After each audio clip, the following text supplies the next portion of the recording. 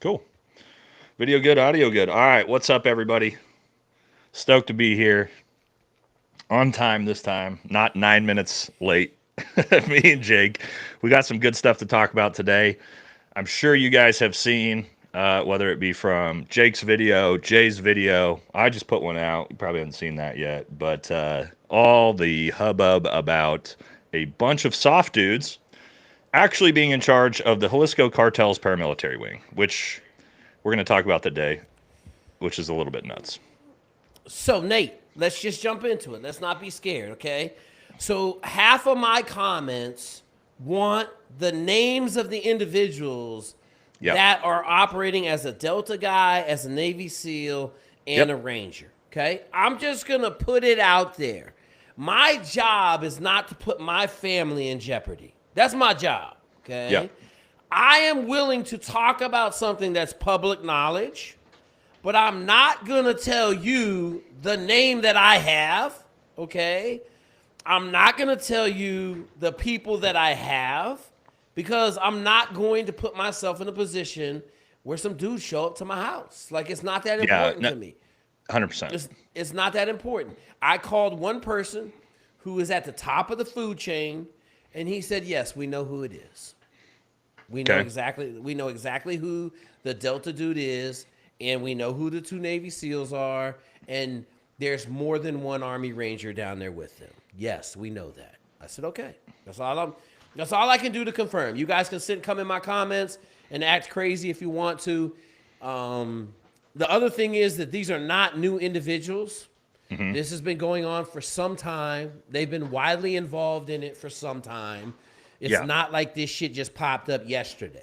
So, yeah, interesting. So, I made a bunch of phone calls too, also, and to dudes, buddies that are active duty in the unit, just asking, and I didn't get into details. It was just literally, have you even heard rumors of this? Okay. Everybody from 7th Group to everybody else I had talked to was no. Some of the guys I talked to in the unit had said, and again, this isn't sensitive or anything like that, that they have heard rumors in passing of guys joking about how much money Tier 1 dudes could make potentially working with the cartels, but that they didn't know any specifics. So what I said, and I did talk about in my video, is, look, I don't know, who knows what's going on at this point. But what I will say is this isn't new and this isn't rare. Okay. Like we talked about this before, guys. 7th Special Forces Group, 3 years ago, Jake, gets caught trying to smuggle 90 pounds of cocaine in 2 punching bags back into the country. That's obviously cartel operators working together. Okay. So let me say this, Nate. That may not be cartel, okay? Because like after listening to the video that we listened to with Pierre, the cartel have themselves insulated. So the fact that they would never be dealing, they're never going to be dealing with a 7th Group dude directly. They're not going to put themselves like an active dude. Yeah, they're going to go to one of their distributors, right? Like a distributor got the cocaine. They did it. But I will say this: if he's coming from 7th Group, Colombia, he may have sourced it directly from the source, right? Like he may have cut the cartel out. So, but here's the other aspect, and this is the other thing I'm going to tell people. Everybody was shocked when the Delta dude got killed at Bragg in the woods, and apparently they've arrested somebody, okay? However, I said, what's it take to kill a Delta dude? You better have another Delta dude, right? Like everybody else is playing short stick in that gunfight, right? And so it's interesting to me because when it happened, I said, I was like, did the unit take out their own guy? Because, they got a dude out there doing nefarious stuff, was getting ready to be brought up on a bunch of charges, and they didn't want him to out. That's a hot take. That's a hot take, right? They didn't want him to get outed, right, on all the other stuff he was working on. And I said, now it all starts to make sense. I will say this, and obviously I don't know, but to some credibility to your point, Jake, when we talk about Delta, what is Delta's, everybody knows, they're the best in the world at X, Y, Z tactically. But what is Delta's real claim to fame in the military is they are the notoriously most professional unit in the U.S. military. Bar none, no one comes close. So, what would be a real bad thing to have happen for the most professional and most trusted U.S. SOF unit in the world? To have its operators doing shit like leading the cartels and training cartel members. So, we don't, that's a hot take, but is it likely that like that type of unit would be like, we're going to snuff this fire out before it starts? I don't think that's that unrealistic of an idea. And they did. It disappeared overnight, Nate. Overnight. Yeah. I remember seeing it and the story was gone. It went from Delta dudes running drugs on drugs. Like they tried to make it seem like he's on drugs. And the first thing I said was, that was way too clean to go down like that. Right? Like just way too clean. Right? Because you know this, and this is what a lot of people don't understand in the civilian world. When you get to that level, you're seeing stuff minutes before it happens. Right? Like your telepathic like ability to stay alive in the combat zone is happening 5 minutes before stuff happens. So like if he showed up and he's like, oh, this dude's about to shoot me, his brain is telling him that, like, oh yeah, I'm in danger. Let me get some space. Let me do some things. Like he hasn't stayed long in Delta during the GWAT to come home and get smoked in a drug deal. Like that just doesn't happen, right? Like, and so then it goes back to like, what's it take to kill a Delta dude in the woods? Another Delta dude. Yeah, man, that's such a crazy thing to start thinking about. But it's also, I like to think about access and placement. Okay, so for me, it's like, how do a bunch of soft dudes get integrated into the Jalisco cartels to begin with? Well, is that potential possibility? Let's think about nationalities, right? Let's think about 7th Group. How many do you think, and again, we have, and I'll just use my teams in 1st Group. I had multiple teammates who were Chinese nationals. I'm talking about mainland China, like, and we all knew they were probably spies, and whatever, it is what it is. They're value added because they obviously are Chinese nationals, and they know the game on that side, right? But if we have Chinese nationals in 1st Group that we know are Chinese nationals, do you think that there's not guys in 7th Group who are from Mexico, from Colombia, from these other countries? And not only that, I talked about this in this video. I don't know if you knew this, Jake. We have a foreign exchange student program in the Special Forces qualification course. Oh, absolutely. We have dozens of foreign Special Forces soldiers that come in and go through the Q course with us from Colombia, from Bolivia, from Brazil. Yep. And what do these guys do? They take all of this Special Forces training, counterinsurgency training, all this training, and then they go back to their countries. And Pierre talked about this in the video he mentions this, that the Mexican cartels recruit these guys out of, Bolivia and all these different places that have been trained by U.S. Special Forces in Bragg. Like, yes, we do this. In the Q course, I had teammates that were from foreign countries on my teams, guys. So, of course, this is something that could be possible. So when we talk about access and placement, yeah, you can build relationships, right? If you're in 7th Group and you're down working in Colombia all the time, you can build relationships.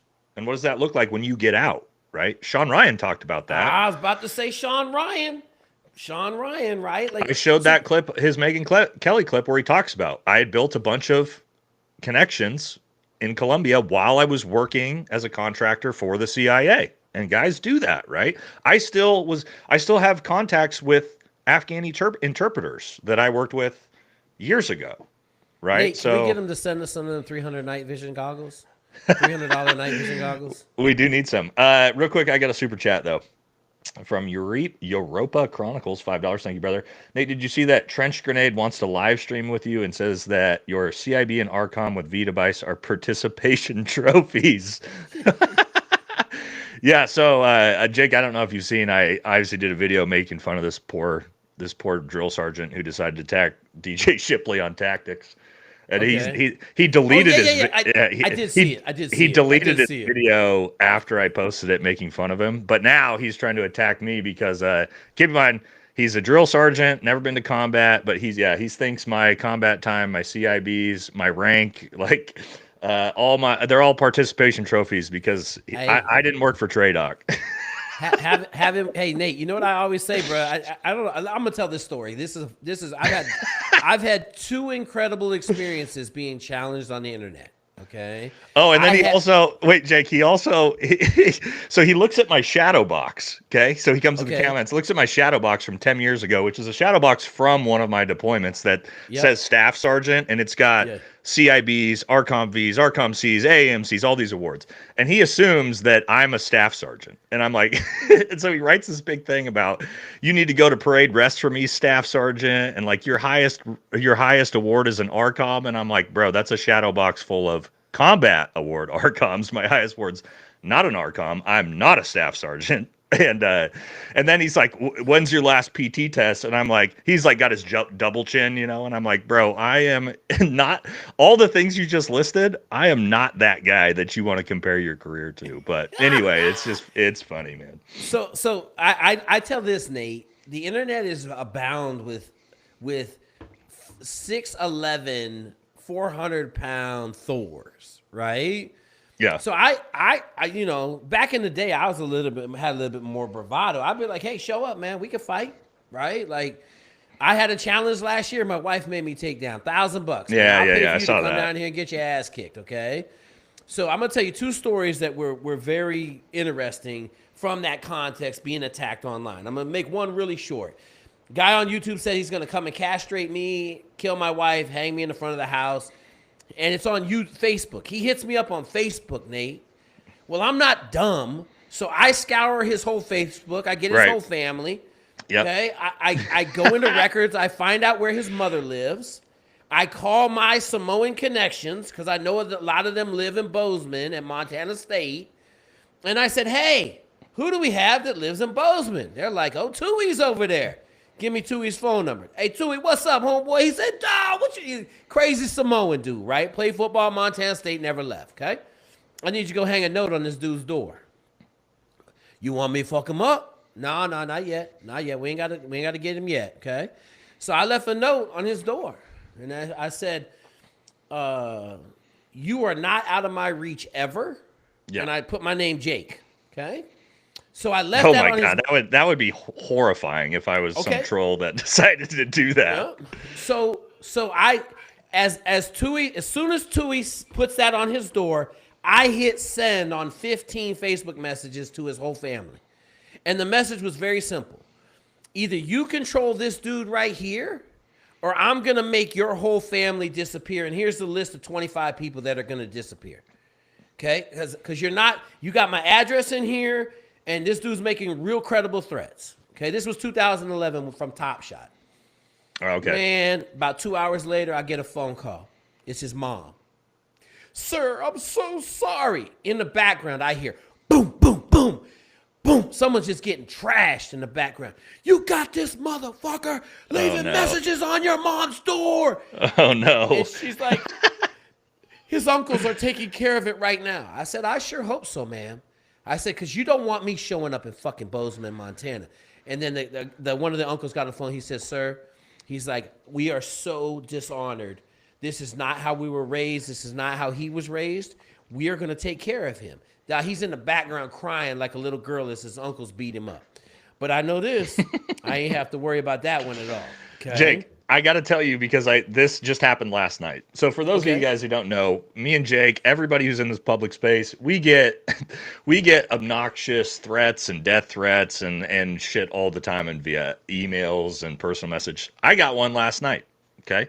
And let me read this to you guys real quick. Okay. So this was actually on my instructor website, right? If you sign up for my classes, he decided to read this. Okay. Somebody wrote me and said, you have no comprehension of how much I hate Trump cult members. I especially hate those who support January 6th. The ones in my area are going to get a surprise once they settle and think everything is cool. Fuck you, you piece of shit. Okay, so I get those all the time. You really make me laugh. But what did this gentleman do? He used his work email and his real phone number. And he works for Pat McKenna Realtors in New Jersey. So what did I do? Oh, let's see if I can share my screen, guys, here real quick. Give him that gas. Here we go. All right, guys, you should be able to see this. So what did I do? I emailed the owners and the manager of the company. And I just said, I just want to let you know what one of your employees is up to, right? Showed him the email, showed him everything. So now, as we'll take the screen share off. So now, this young gentleman is going to probably show up to work Monday, and he's going to have to answer to his bosses for why he's using his work email to attack Special Forces veterans. So, guys, please, this guy's going to get fired. It's probably going to ruin his whole life. They're probably going to call the authorities on him because he made actual threats to people in his community now. So please, guys, use your brains a little bit before you start to do dumb shit. Okay, if you're going to threaten people online, don't use your real Facebook number. Don't do it in general, okay, because it's cringe. But don't use your real Facebook and your real email and your work email and your real phone numbers, guys. Especially not the Special Forces operators who can just immediately figure out who you are if we wanted to. Come on, guys. Nate, I have yet to have to use the bat phone. I have yet to have to call any of my guys at FBI, CIA, and say, "Hey, man, track down this fucking dude right here." I haven't had to yet. Okay, so here's the other one I'm going to give you. This is a funny one for being threatened online. We're in Ohio. Some dude down in Cincinnati, 3 hours south, finds out I'm in Ohio. He says, "I'm going to come and kick your ass, man." Okay, cool. You want to fight, bro? Come on. Yeah, you're a fucking pussy from TV, Top Shot. You're like a fake Navy SEAL. Okay, cool. Come on, man. I said, "You going to come up here? We'll go right over to the park, right across the street. We'll fight it out, bro. We'll see who wins." So he's like, "All right, man, I'm going to be there at fucking 12. Okay, so I go up at 11. I got a pistol. Okay, I got a pistol. I'm fucking ready, right? Like, well, I'm not getting killed over some dumb shit. Right. I might get involved in it, but I'm not going to get killed, okay? So I park in the parking lot in the middle of all the cars, and he pulls in and calls me on his cell phone, and he's like, "Where you at?" I'm like, "I'm fucking already here, bro. You ready to go?" He's like, "Well, I'd like to meet you first in the parking lot where it's safe." Like, okay, it's public. Cool. So I see him get out of his car, and he's kind of like looking around, like timid as shit, right? I said, I call him. I'm like, "Hey, I'm in the front of the store." So I wait until he goes by my car. I get out the car. "Hey, Joe, what's up, man?" He turns around. He's like, I'm like, "You okay, man?" Well, the park's right on the other side of the grocery store. We're in Findlay, Ohio. So we'll go right over the park. We'll see what you got, bro. And I'm kind of playing with him at this point because I know he understands that he done fucked up. Yep. And he starts shaking. He's like, oh my God, you're a lot more scarier in person. I'm like, "You're way bigger than I thought you were." Oh, no.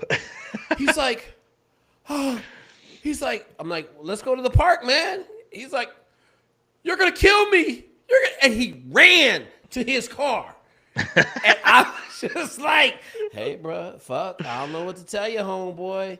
That shit look good on TV, but don't let it sour the taste." You know what I'm saying? So, yeah, bro. So go ahead.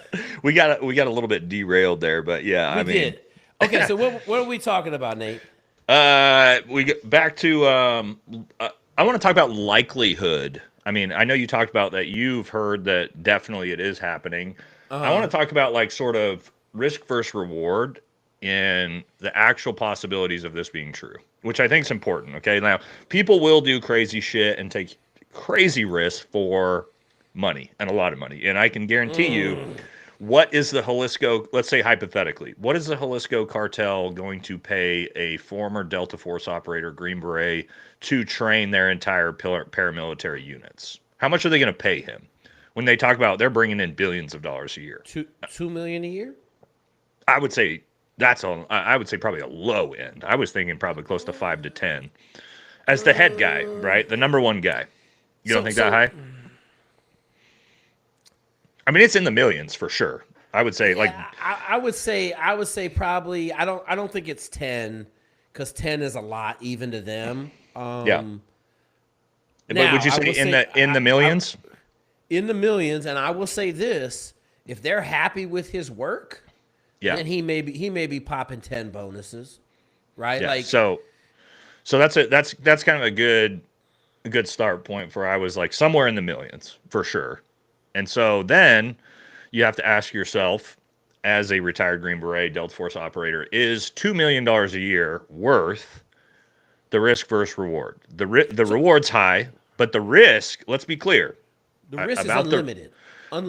It's so high, and this is partly what makes me kind of like take a step back and go, is if this is true, let's say it's true, there's no way that somebody somewhere in the CIA doesn't know about this or rumors about this, okay? Which means it would be on the radar. And I can tell you, once this went public, that now the border and the cartels is the #1 news media story right now by far.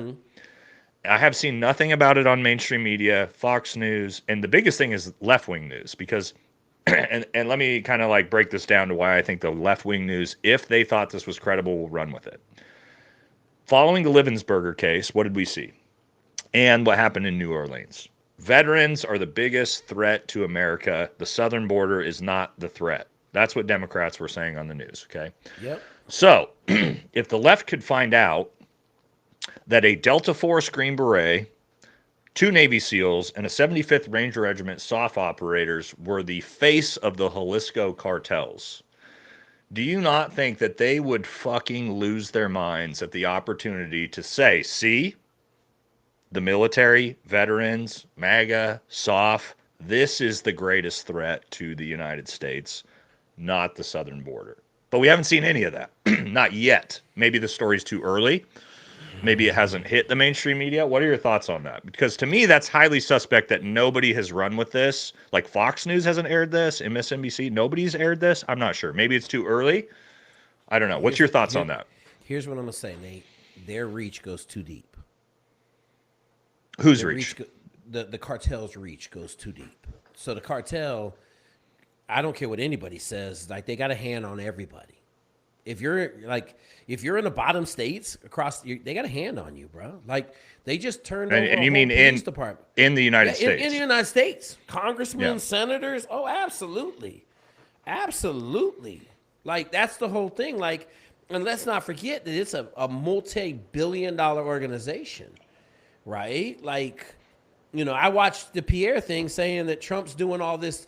The whole reason he deemed them terrorist organizations is to get what he wanted at the border, so then he could get the Mexican government, which we know is the cartel, right, to get them off the list as terrorists, right? But back to your point, if you say, why hasn't it happened, risk versus reward, spurred a question in my mind, Nate. How much does a Delta dude make if he goes works for Triple Canopy or even, no. I can, I'll tell you about something that's a little different. But how much does he make working for Triple Canopy a day?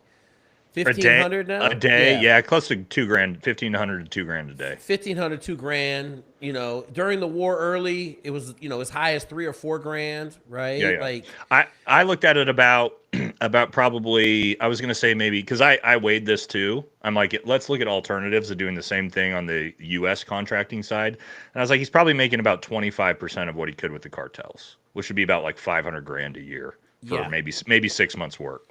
Would be my guess. Yeah. And we had guys riding boats. They got $21 or they got $30,000 for 21 days riding ships and all of that stuff.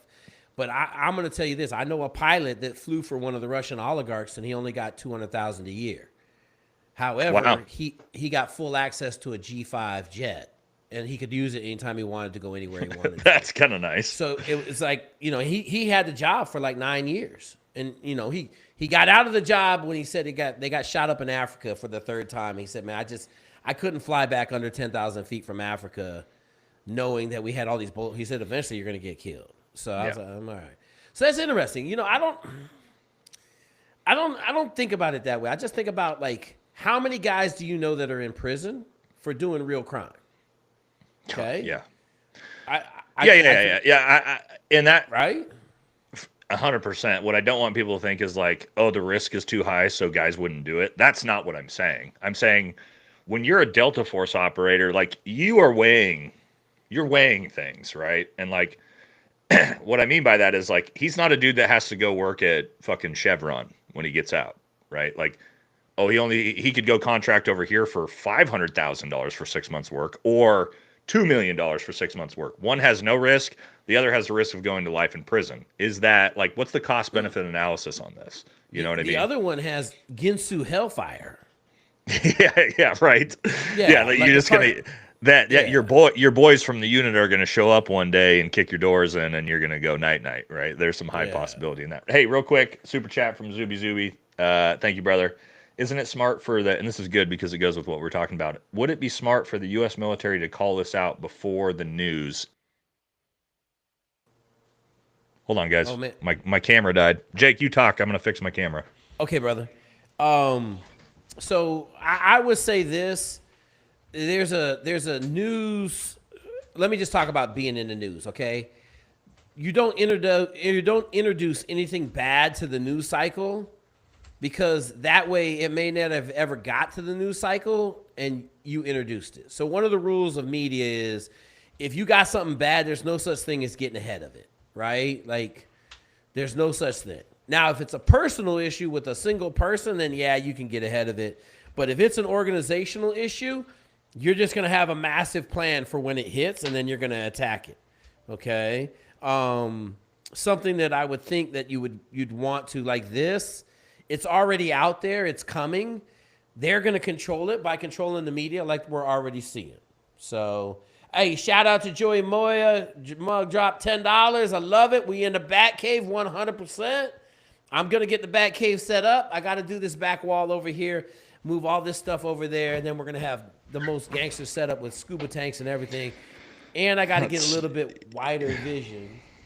I got one more super chat down here. $20 from Taffy3. Hey, man, they said they loved us. And Jake and Nate, he said, fools trying to fuck with us, man, you better play it safe and leave them alone. That's what I'm talking about, right?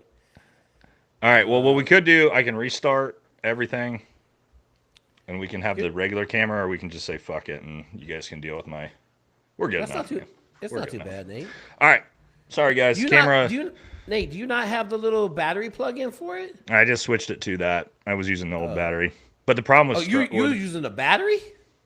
Yeah, I forgot to put back in my continuous power to my camera. Gotcha. I just switched it over. But with Riverside, guys, I have to shut down the entire stream to put my camera back on. Not worth it. This is good enough.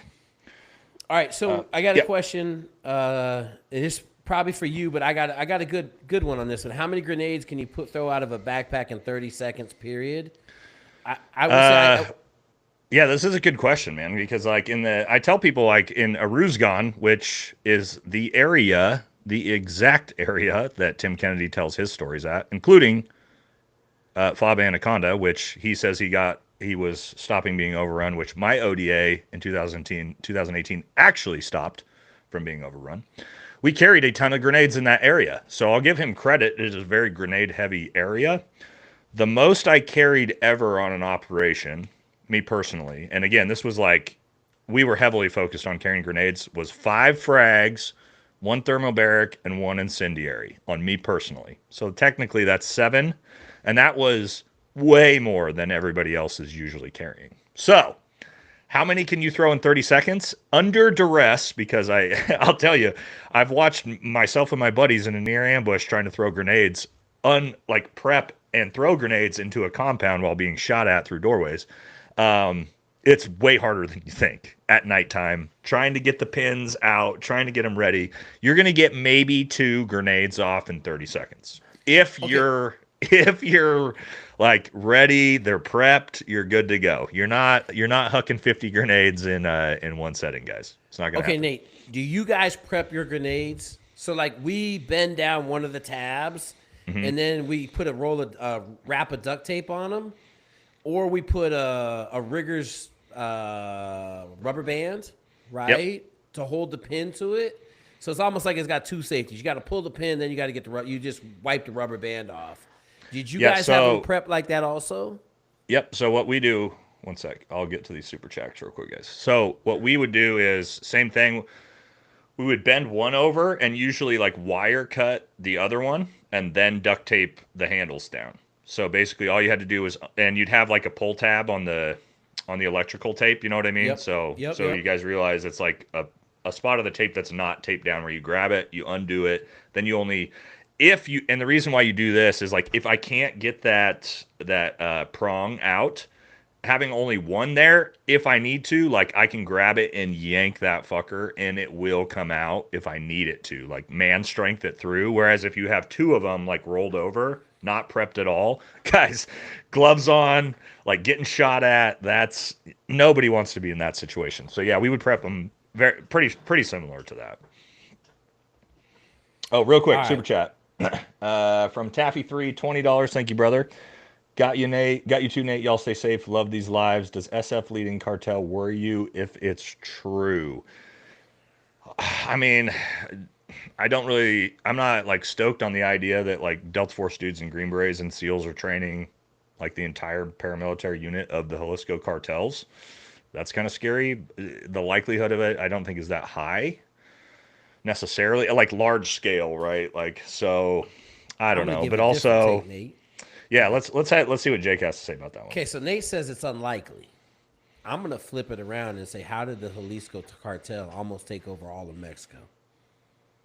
Yeah, and I thought Pierre, I didn't know this at all about. He did a great that interview, guys. Go watch that Ironclad video. It's super good. It's like amazing.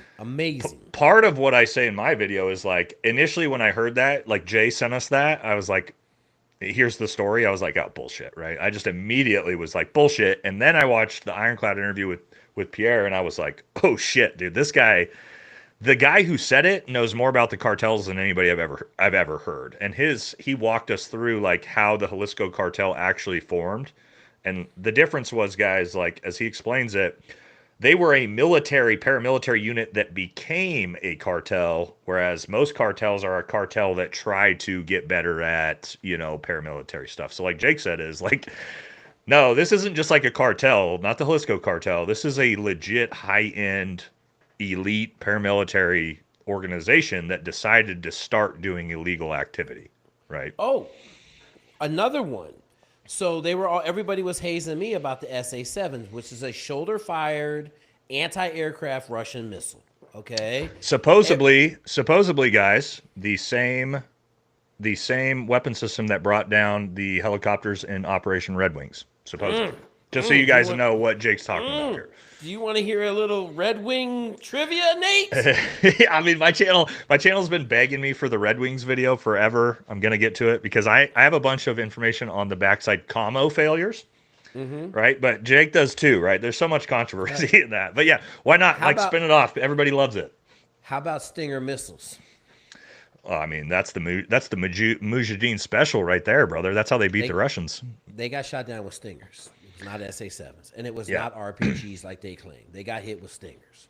Yeah, it's funny because I've heard so many different things. The SA-7 never made sense. So yeah, I would be far more inclined to believe that. Them and Red Squadron both got hit with Stingers. They did not get hit with SA-7s, and they definitely didn't get taken down with a fucking RPG. So I had a bunch of people in my comments. I know that's the dumbest one. Okay, bunch of people in my comments saying that the Jalisco cartel did not shoot down a fucking aircraft in the Mexican. There's a ton of articles on it, all saying RPGs. Okay, why do they say RPGs? Because you would have a catastrophic failure of your country if people knew that they had SA-7s and they are shooting down military aircraft with missiles. Okay. Well, let's be clear so everybody in the chat knows, guys. You do not shoot down a military aircraft with an RPG. It's not going to fucking happen. Okay? Like an RPG, basically a mock version of an AT-4. Me like pointing this thing up at a plane, at a helicopter moving at 100 miles per hour, shooting it, and them not having the ability to move out of the way, an RPG, or me even like imagine like this shot you'd have to make to hit a helicopter 4,000 feet in the air with the RPG. It's not a thing, guys. So they did shoot down helicopters in Somalia. If you're close, if you're very close, like if you're close, like on a rooftop, the helicopter's landing, sure. They had the most gangster shit in the world in 4,000 or 5,000 feet in the air. Like no RPGs. Yeah, it's not happening. That takes an anti-aircraft weapon system like an SA-7 or a Stinger. And how did they shoot down helicopters, Black Hawks in Little Bird in Somalia?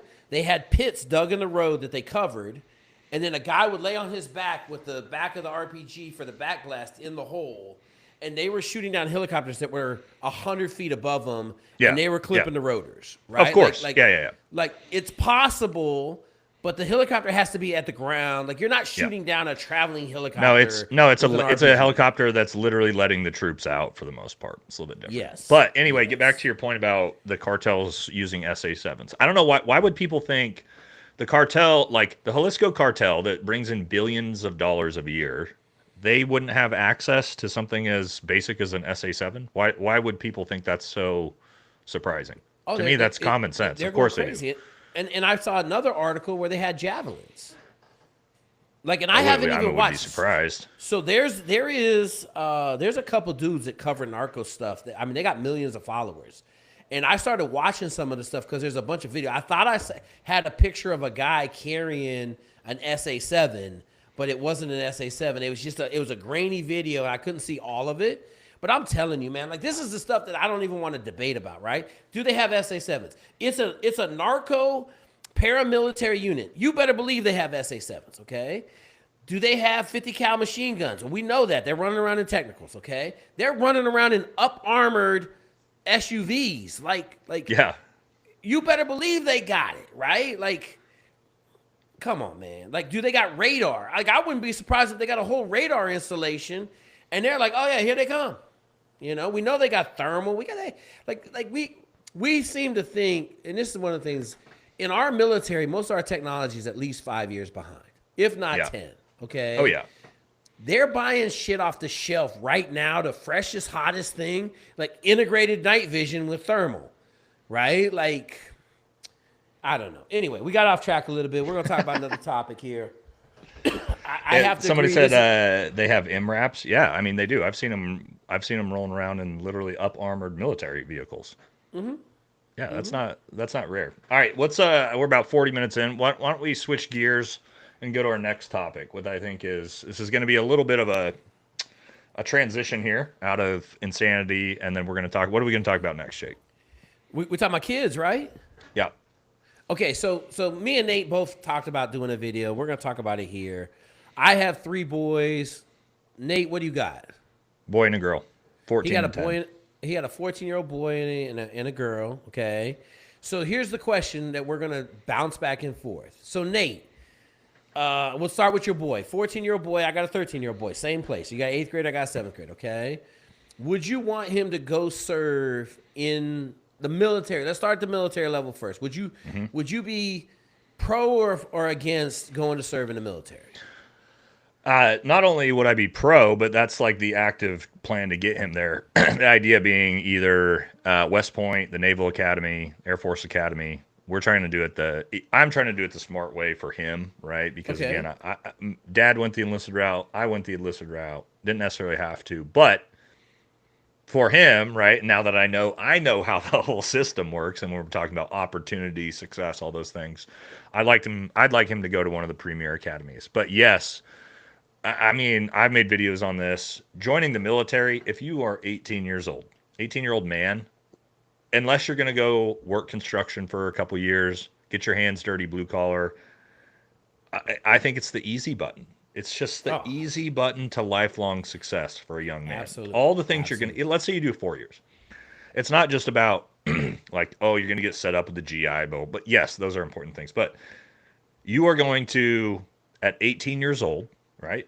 You're going to become a part of a team. You're going to get a purpose. You're going to establish discipline. All of the things that most 18-year-old men need but will never get, you're going to get up front. And then on the backside benefits, right? GI Bill, VA home loan, like VA healthcare, all these things for the rest of your life. Nothing else is going to provide that. And not only that, comparatively to what? Go to college, spend 100, 200 grand in debt. Hopefully you get a job that can pay that off.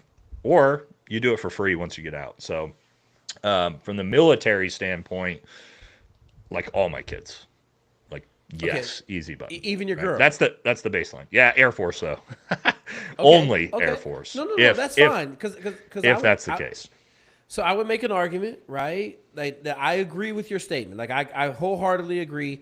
Make sure we need to get your kid on the phone here this year. okay? Because there's some things we need to do to make sure. I'm 100% getting people into the service academies, Nate. 100%. I have not ever not got a kid into one of the service academies. So that's easy. And it's easy coming from you. Like, it's easy, okay? Right. But we got to do some stuff in high school to make sure that when we apply the beginning of our senior year, that all our shit's in order. One of the other big things you got to do is line up your congressional nominations. So there's a couple things you got to do. Fortunately, my dad was a big-time politician, and we've got plenty of those. So absolutely. So, but yeah, anyway, but let's talk the soft side, right? Isn't that the kind of the next level up? So I want to talk about your girl, though. So you're going to send her to the Air Force. Well, probably not. I mean, that's going to be up to her. I'd like it, but she's the creative brain. So okay, because I'm going to say this. Last thing I'm doing is sending a female to the military. Let me say this. Let me change that. I am only sending a female to the military unless she's going to fly. Like, I will send a flyer to the military. But sending a female into the military, Naval Academy, West Point, Air Force Academy, I'm not real big on it because they do have a hard time there. Like, it's not a wonderful experience. I got a couple females. I got a female at the Naval Academy right now. I got one at West Point. I understand. It's just, you got to have a different person to go do it. Like, she's got to really be about that life. You know, I have a good friend whose daughter left one of the academies because she was like, I can't have kids. This isn't really fundamental to who I am. And right. I was like, yeah. So, okay. So now let's talk about the big whammy. You got a boy. I got 3 of them. Special forces. Okay. So I'll give you my take. Would I love to see one of my boys go be a Green Beret, a Navy SEAL? Absolutely. But as I sit here at 53, I'm like, is the head trauma worth it? Like, will I let one of my kids play football? No, won't. We ain't gonna happen. I don't give a shit. Ain't gonna happen. Kind of the same thing, right? They want to go be a SEAL. Go be a SEAL. You know, it only takes 6 years in the SEAL teams before you're broken for life, right? Yeah, like, I was 7.5, and I was of team time, and that was it. That was it. You got both your arms ripped off. You're fucking young. You're young now, and in 10 years, your opinions are gonna change. My opinions changed a lot when I was healthy before I started fighting all this mental health issues and stuff like that. For sure. So what about your boy? Like, what is the? I mean, let's talk family lineage, right? It's, for me, my grandpa in the 82nd jumped into Normandy on D-Day. My dad, Green Beret, Vietnam. Me, Green Beret, Global War on Terror. So there is 0% chance that I would, let's say, try to dissuade him from becoming a Green Beret for a lot of reasons. One, I've done, you've seen my content. I've done a lot of content on why we're not role models, dark side of special forces, all the negative shit that you are going to incur in being a Navy SEAL, being a Green Beret, and especially as long as like someone like I did it, right? But the positives also are extreme. And what you're going to be like when you talk about becoming a man, right? And actually becoming a man, and testing yourself, and what putting on a Trident, putting on a Green Beret is going to do for a young man for the rest of his life, there is nothing comparable. And I saw a comment in the chat, and I like this one because I see this a lot, that said, well, you're just going to go join the military to carry out the will of the pointy-hatted people, right? Israel and all these things. Let me tell you this. Do you guys not know how the fucking world works? Go work for Goldman Sachs. Go work for Chevron. Go work for whatever X company you want. You're doing the exact same thing. It is the same people in charge, okay?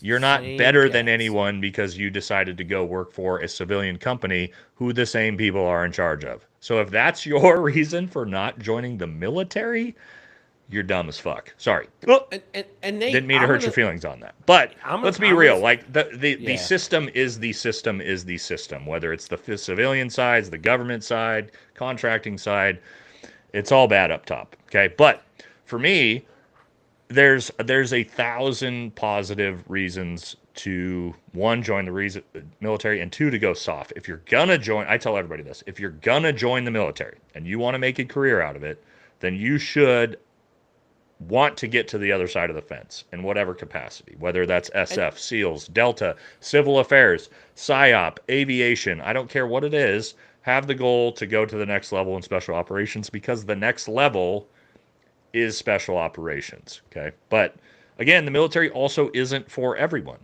So you need to be cognizant of your own kids, as we're talking about kids. If you've got a kid that's, creative brained and different things like that, and they have no interest in the military, forcing them down that road, I don't think is going to be beneficial either. Real quick, I got some super chats, Jake, and then I'll let you I do too. Caveat on that. All right. Warpig, $20. Thank you, brother. Very generous. SEALs should be disbanded for corruption. 100% worst dudes I had to work with. We'll let Jake take that one after the next super chat. And then we've got Krishna Karanam. I probably butchered that. Sorry, brother. $20. Thank you very much. They pull in $5 billion a year in cash. I'm assuming you mean the cartels. Cannon will buy whatever it needs to survive. Latest night vision, comms, weapons, best SMEs, military personnel, judges, everything. Yeah, I mean, that's 100% true. They definitely do that. Jake, you want to take that? SEALs should be disbanded. You guys are the most corrupt, worst SOF unit ever. What's your thoughts? So it's interesting. If I was in a position and never got asked, I think the SEAL team should go the way of SF. Meaning, one of the things that the SEALs do that I think hurts us in professionality is we have a bunch of young kids running around a SEAL platoon. Okay? Very young. I love how the Green Berets have a bunch of E7s, right? A bunch of E6s, like very few E5s, very few E4s. Like no E4s.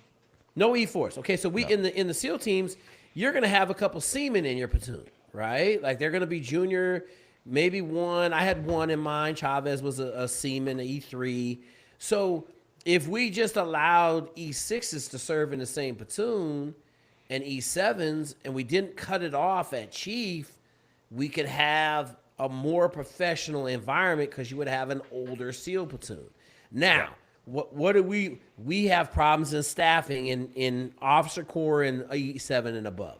So what do? We take all those E7s and we make them they get a platoon, and then they may get another platoon, but after that they're staffing, right? So you have E7s as the team sergeant of your teams.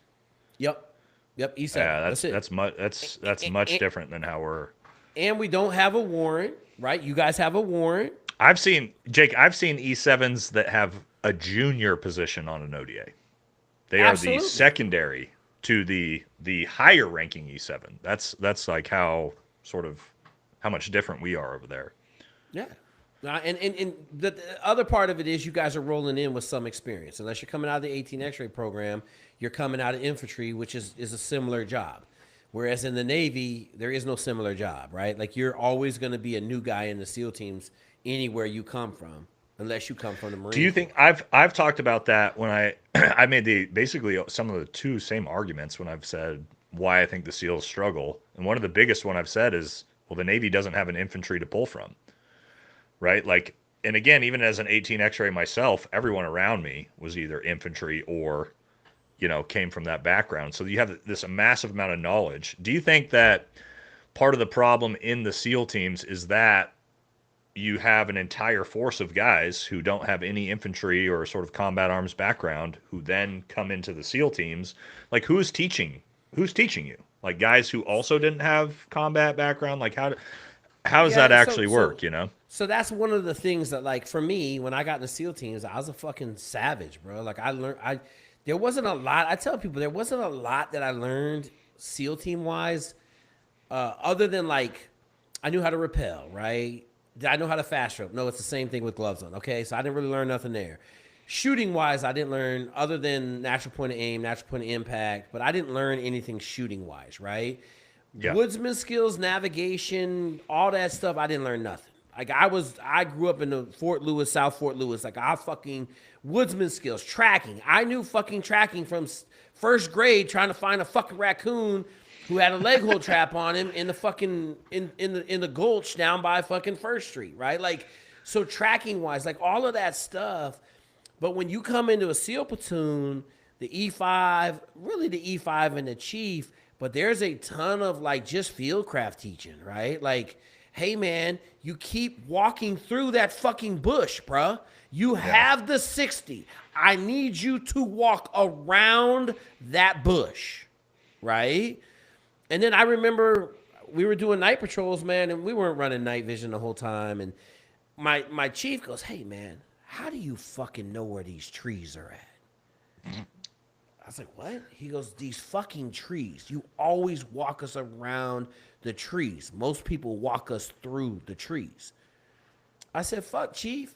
All you got to do is glance up. You see the fucking dark shadow at the top fucking thing. Right. He's like, God damn. Right? And I'm like, but I had taken that for granted, right? I've been in the woods many a night with no flashlight. And I'm not going to try to walk in every fucking tree on South Fort Lewis. You know what I'm saying? Like, yeah. But that's the kind of stuff that the young dudes teach, right? And it's all E5s. Like, we call it the E5 Mafia in the SEAL teams. Yeah, we have the E7 Mafia. Yeah, you got the E7 SF Mafia, is the right? E7. Everybody's an E7. So we also get 6 years. Yeah, we get, that's true. Yeah, I hit E7 at pretty much the day I hit 7 years in service. I'm saying for us, E5 to E6 is normally 2 years, and then E6 to E7 is 2-3 years. So you're talking about 5 years different in age span, right? Like your E7 Mafia, and you start later. So your E7 Mafia, we talked about this. Your E7 Mafia is 35 to 37. Yeah. Like our E5 Mafia is 23. Yeah, that's crazy. You know, that's actually crazy. With that comes a lot of maturity. You guys don't got guys going out and getting smashed every fucking night. My dudes, if I don't go with them, someone's getting a DUI. So I'm the designated driver every time we leave fucking to go get drunk. You know. Interesting. Hold on 1 second. I'm trying to find my. All right, I'm gonna hit the super chat. G-Man, $20. I lost them. Even if it's true, training quality of finished product must not be stellar if they are getting killed. So here's what I'm gonna say, G-Man. Okay, they sacrificing the E1s to E3s to win the battle. Okay, don't get it confused. Yeah, they understand military combat. They're gonna sacrifice some low level dudes to give the people some wins, so they think they're winning a little bit. Yep. Is that, you got any more? I got some here too. I'm gonna read off. I'm way behind, brother. I got another 20. Hit him up. Okay, yep. so let's catch up. Hey guys, let's catch up on some super chats and do some talk. I got 20 with no question. Appreciate it. Don't know who you are. Hey Nate, I'm telling you, man, I'm at 466. They love this shit. Yeah, we're at about almost 700 over here. Man, this is our biggest one yet. With my shitty, our camera goes down. I got the shitty camera on our most popular episode yet. We're growing each week. We've got more and more, which is awesome. I appreciate you guys showing up. Turbulence inflation. Do you think the whole VA system, disability system, will change dramatically? Here's what I'm gonna say. I just talked to Jamerson this morning. I've got to talk to Nate. I've got info on that as well. I'm gonna talk to Nate offline on this. Here's what I'm gonna tell you. Okay, if you have a disability and you are doing something on social media that makes that disability not look like a disability anymore, you are a fool. Because I'm going to guarantee you they are going to come back just like they do with Social Security disability, and they are going to start investigating people that claim to have a disability but are on YouTube benching 315, and they got 30% on both shoulders. I'm telling you, that's coming. After watching my man at Dodge get after some people and fire some people, they are going to start investigating VA claims. And Jamerson was telling me there's a dude doing 8 years for fraudulent VA claim. And he was a fitness influencer. That's what I was going to say. For me, like I have 100%. I also have 10 major invasive surgeries. I'm also in good shape. What does that mean? Well, if they investigate me, they're going to find out I have a bunch of metal rods and anchors in my shoulders and knees, and I've had 10 major invasive surgeries, and I'm fucked up. So make sure your claims, if you're gonna put those claims in and they're bullshit, that you don't do what Jake's saying, right? Make sure you have the actual medical records to back that up, and you didn't go through that fraudulently. I will say, actually, we'll talk about it offline before we talk about it. But no, I don't think when we talk about like benefits being taken away from people who are qualified for them, no, it's not going to happen. Not in the near term. But is there going to be some? Is there? And people got mad at Andy Stump when he talked about this. People got a little bit upset at me when I sort of defended him about this, that yes, there is a lot of fraudulent activity in the VA claim system. There is.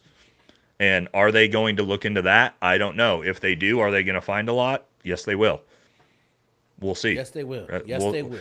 Also, what I will say, though, is, it is a delicate game to play, because if you're the right and you decide to start targeting disabled veterans,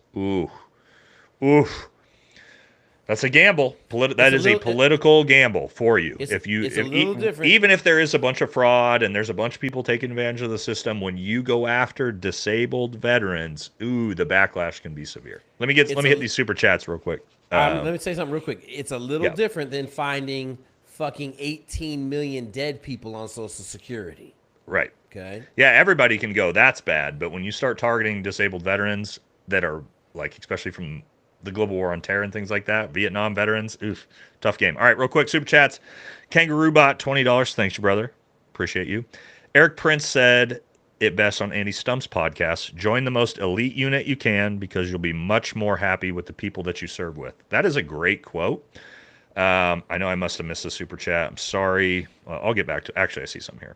All right, I'm going to be caught up here. That's a great point. And I talk about the things I miss in the military. Right after retiring, I don't miss being in the military at fucking all. Not for 1 second do I miss putting on the uniform, waking up at 5 a.m., being told what I can and cannot do, even in SF. What I do miss more than anything is being with the boys. Right? Like being on a team life.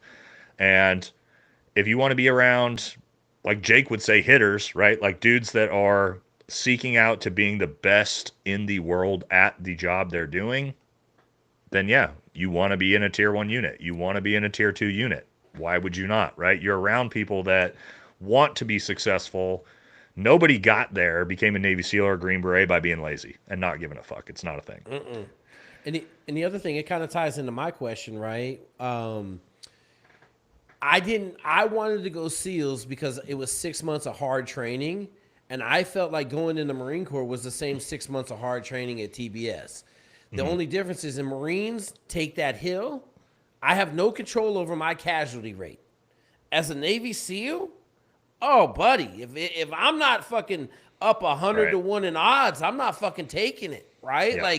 Like I'm not playing fair. I'm in the night. I'm hoping it's raining. Like I'm fucking coming from every angle to stack the deck in my favor. And it's not like, I didn't want to be a Marine infantry officer and have to fucking take Fallujah. Right? Yeah. I got a couple boys that were in Fallujah. My boy Doug Zimbeck, man, and he said it was fucking I'm going to tell real quick. It's a perfect representation of that from one of my buddies who's a Delta Force legend. He's an the Oregon Hall of Fame.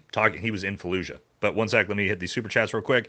Call sign J47, $2 advice on USAF SOF prior to Army with a VA rating.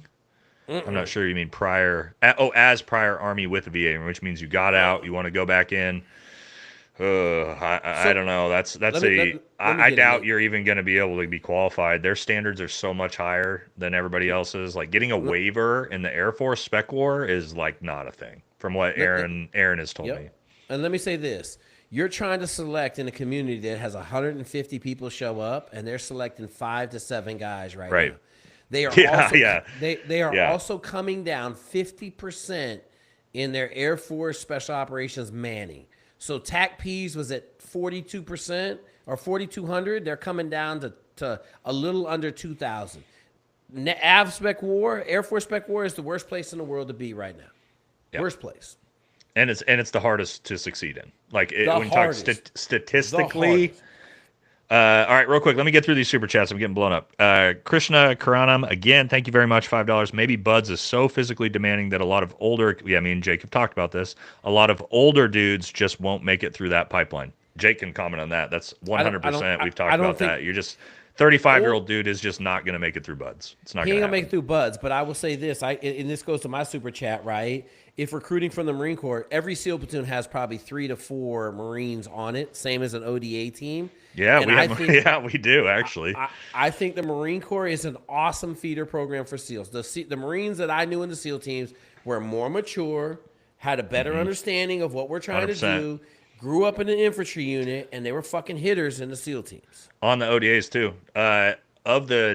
My team that I went to Afghanistan with, 2 of the 12 guys were former Marines, Force Recon Marines. And they were, like, the best dudes on the team. Like, the most professional. Like, yeah, those guys were awesome. All right, I gotta pound through these. We got some big ones. War Pig, $20. Thank you, brother. Best dudes I ever worked with were in first group. Shout out to my alma mater right there. Was a 35 Mike, Humint dudes. SEALs in Iraq always thought they didn't need me. Army SF would take notes. The difference always showed. I agree with Jake on the maturity of SEALs. Yeah, again, I mean, that's the difference between dealing with a 23-year-old kid that you're working with and a 35-year-old man, right? Like, it's and that 23-year-old kid, me included, might be an arrogant dipshit. At 35, he might be, again, completely different person. All right, we also have here, this is the biggest super chat I've ever had. James Swain with the $100 donation. Thank you, brother. That's our biggest donation ever. That's super generous, man. I appreciate you. As a civilian, I've trained with both groups and found that the GBs were able to get points across better. We'll talk about why that's a thing here in a second. Than Navy SEALs, because GB taught the why instead of the do it in my approach. Great podcast, gentlemen. Thank you. And Jake will be able to expand on this, but let me tell you why. The Green Berets' job operationally, I train, advise, and assist a foreign nation's military, and then I have to take them into combat. What does that mean? If I don't teach them well, I'm probably going to get shot in the face because the dude I'm teaching isn't learning well. So Green Berets are really the ultimate military teacher or the soft teacher. We have to be. Whereas a Navy SEAL, right? Jake, if you're a junior guy on a SEAL team, do you need to teach anybody anything, or do you just need to be able to be good at your job? That's kind of a double-edged sword, because a lot of times, like, I've seen a junior sniper go to sniper school without any platoon experience and come back and teach a lot. So it's very individualized, because you also have some E5s or E6s that can't teach anybody anything. Right. So it's not, we don't do a lot of teaching. Like, I did some FID in the SEAL teams, and it was... Well, you're gonna do team cross training and things like that. Yeah, but it wasn't... But like when I deploy to, let's say, a JSET for 2 months, I spend every day teaching my foreign nation. That's all I'm doing. Teach. Yep. And I think it's not a knock on the SEALs for not being, and we do see this in the firearms instructor realm as well. Typically, your better instructors are Green Berets rather than Navy SEALs. Not because they're not as talented skill-wise, but that they don't have 15 years of teaching experience. Because teaching someone something is much different than doing it myself. As Jake, as a mentor to everybody, knows that you do. Like, being able to do something really well and being able to transport that knowledge into someone else's brain, those are two different skills. It's a very refined skill set, because everybody learns differently. So what you teach Joe and it works well, Susie doesn't understand it at all. And that's what you're getting at, right? Like the teaching ability of a Green Beret is inherent to the job. And so therefore, I mean, you guys are the best dudes at foreign internal defense, building armies and militias out of 300 dudes. If you put a SEAL team in there and said, hey, man, you got to build an army out of 300 dudes, it ain't going to be as effective as a Green Beret. It'll probably be 50% as effective as a Green Beret A team doing the same thing. Maybe even 25% effective.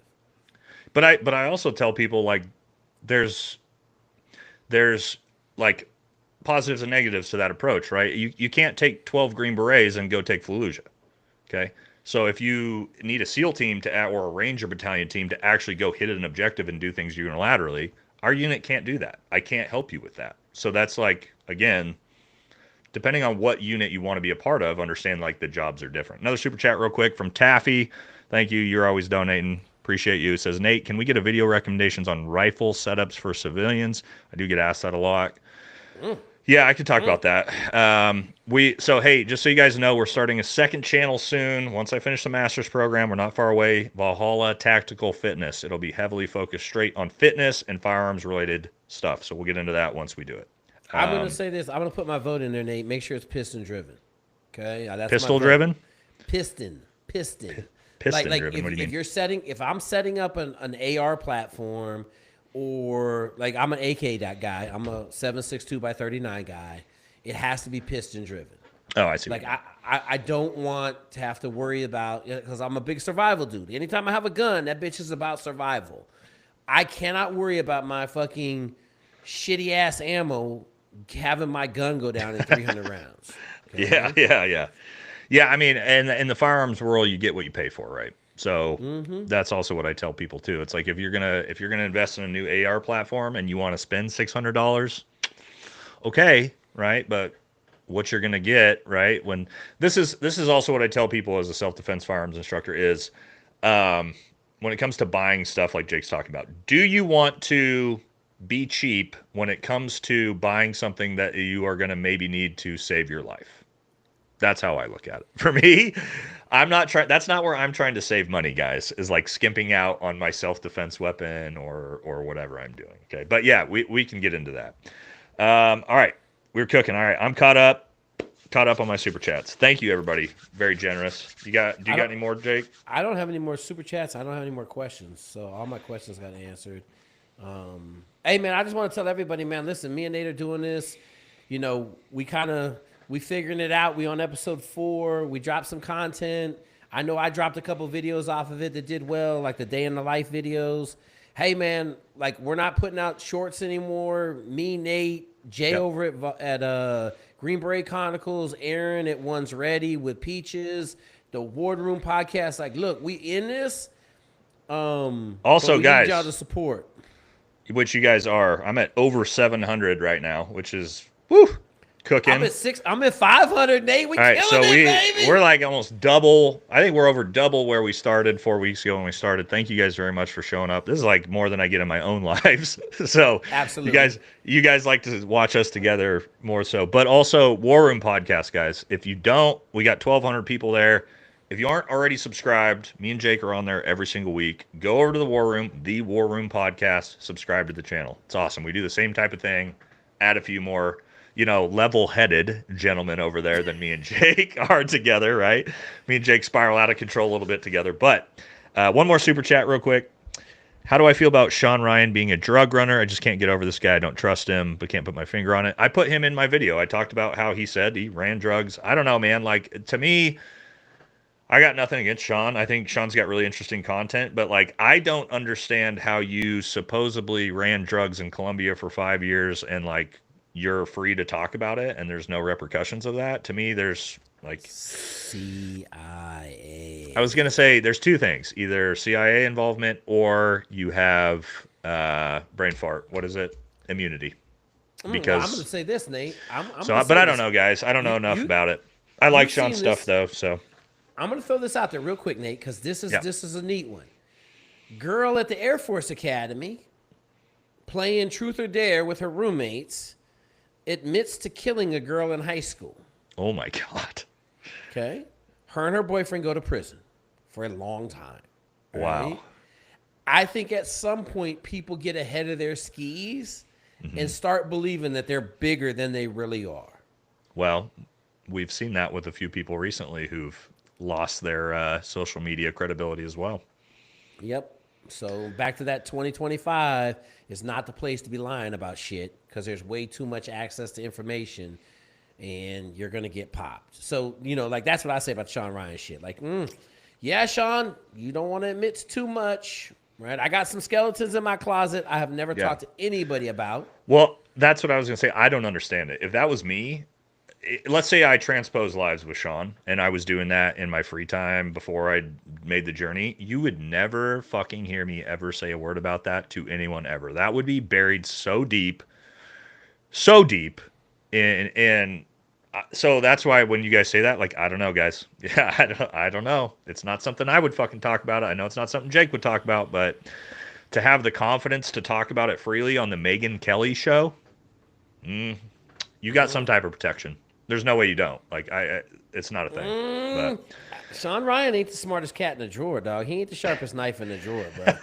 Like, I'm just gonna call it. Hey, like, that's seals attacking seals. I'm not getting involved. I'm not attacking him. I'm just saying, like, I've seen it, man. Like, cats get ahead of their skis, man. And yeah, I think you're right about that. You start forgetting that, like, especially in the social media space, that like free speech isn't necessarily everywhere. right? And if you start talking about some things like that, you can very quickly realize, like, oh, shit. So, or saying, you know, Tim Kennedy's a great example, okay? You said a bunch of shit you thought would not have any effect on your life, and it didn't for 20 years, and then all of a sudden, 2025, literally 19 years later, your entire career burns to the ground, out of fucking nowhere. So they have a switch task force. A switch is the little button you put on the back of a Glock to make it go full auto, right? They have a social media switch department in Chicago PD now.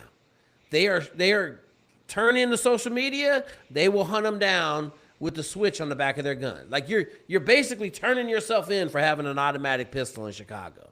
That's like, crazy. Yeah, like, but you got all the dudes glocking it up, you know, like being gangsters on social media, going to prison for doing gangster shit.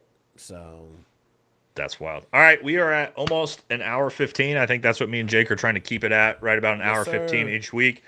Thank y'all for showing up. This has been our biggest episode yet in week 4. We're only in week 4, and we're bringing in over 1,000 viewers together. Thank you guys for coming. Thank you guys for showing up.